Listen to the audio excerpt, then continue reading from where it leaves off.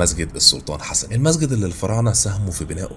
المسجد كمان اتصور فيه فيلم مولانا لعمرو سعد. الحمد لله نحمده ونشكره ونستعين به ونستهديه.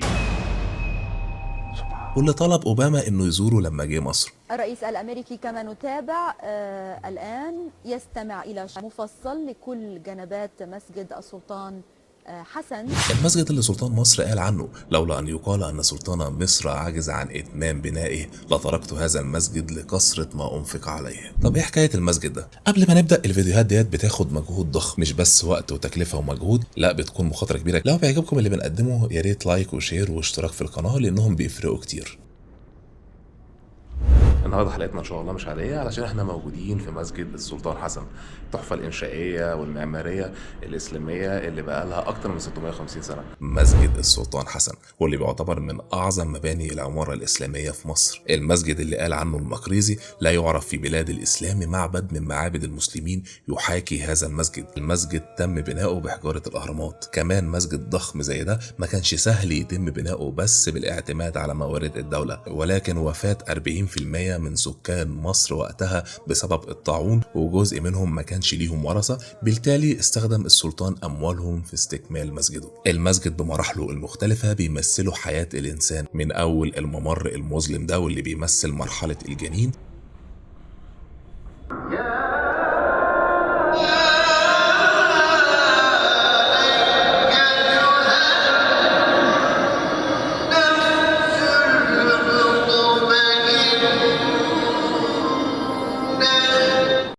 ومن بعدها بتعدي على الصحن ده واللي بيحتوي على المدارس الفقهية الأربعة واللي بيمثلوا مرحلة التعلم عند الإنسان، وآخر جزء وهو الرواق الخاص بالقبلة واللي بيمثل آخر مرحلة في عمر الإنسان واللي بيكون اهتمامه فيها أكتر بالعبادة. عفوك ورضاك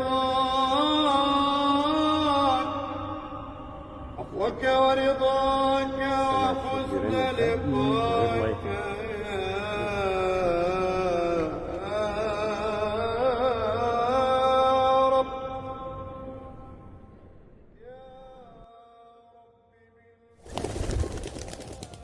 الشبابيك اللي ظاهرة ديت خاصة بغرف كانت موجودة لسكن الطلاب والمعيدين والشيوخ، وده لأن المسجد ما كانش مجرد مسجد وبس، كمان كان مدرسة بتضم المذاهب الفقهية الأربعة: المذهب الحنبلي والمذهب الشافعي والمذهب المالكي والمذهب الحنفي. وجود المدارس الأربعة في مكان واحد واللي بيرمز لحرية الاختيار وسعة الدين. بعد ما بندخل الممر دوت واللي غالبا بيجهزك روحيا للجمال والروعة اللي هتشوفها أول ما بتوصل هنا. الصحن بيتوسطه المضة ديت واللي بتعتبر مكان للوضوء. مش بس كده، كان فيها نافورة بتطلع مية، وفي أيام الأعياد والاحتفالات كانت بتتملي بمشروب من السكر والليمون علشان الناس تشرب منه.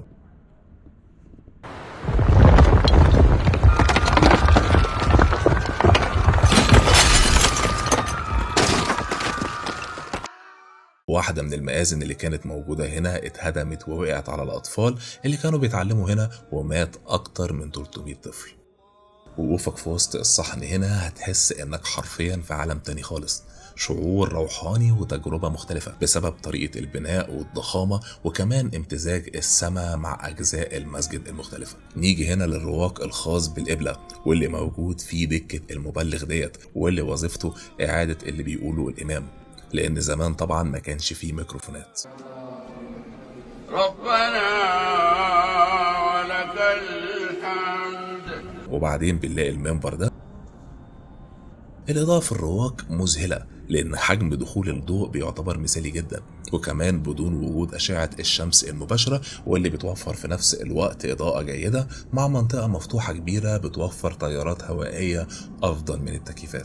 المكان الرائع اللي احنا موجودين فيه دوت موجود خلف رواق القبلة، واللي مفترض كان يدفن فيه السلطان حسن، لكن اللي اتدفن فيه أبنائه لأنه اختفى أو اتقتل، واللي فيه الجزء ده كمان واللي بيمثل حامل للمصحف. المسجد في المجمل بيعتبر رائع جدا وموجود في قلب القاهرة، حاولوا تزوروه لأنه مكان فعلا يستحق الزيارة.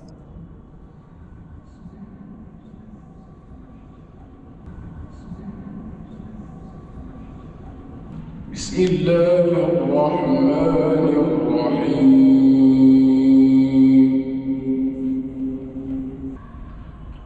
فأقم وجهك للدين حنيفا فطرة الله التي فطر الناس عليها لا تبديل لخلق الله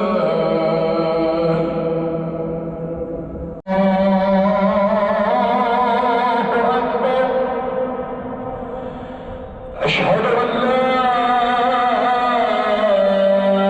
إله إلا الله إن الحمد لله أحمده وأستعينه وأستهديه وأستغفره